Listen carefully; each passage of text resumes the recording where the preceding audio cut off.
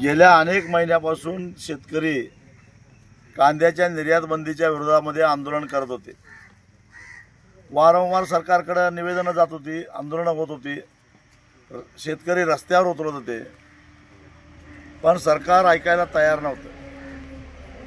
मग जशा लोकसभेच्या निवडणुका जवळ आल्या आणि भारतीय जनता पक्ष आणि त्यांच्या मित्रपक्षांचे उमेदवार धडाधड आता पराभूत होणार अशी लक्षणं दिसायला लागली, मग सरकार जागे झालं।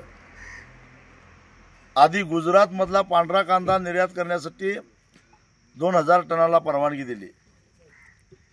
त्यावर चोही बाजूनी टीका टिप्पणी सुरू झाल्यानंतर आता 99,000 टन कांदा निर्यातीस परवानगी दिली। याचा आम्ही स्वागत करतो, पण हा फार उशिराने घेतलेला निर्णय आहे आणि आता निर्यातीला परवानगी द्यायची आहे तर त्याला अट कशाला घालता? जेवढा होईल तेवढा कांदा निर्यात होऊन द्या, त्याच्यावरचं बंधन काढून टाकावं अशी आमची मागणी आहे। सरकारला आता कळालं असेल, केवळ कांद्याकडे बघितल्यानंतर शेतकऱ्यांनी डोळं वटारल्यानंतर सरकार घाबरून गेलं।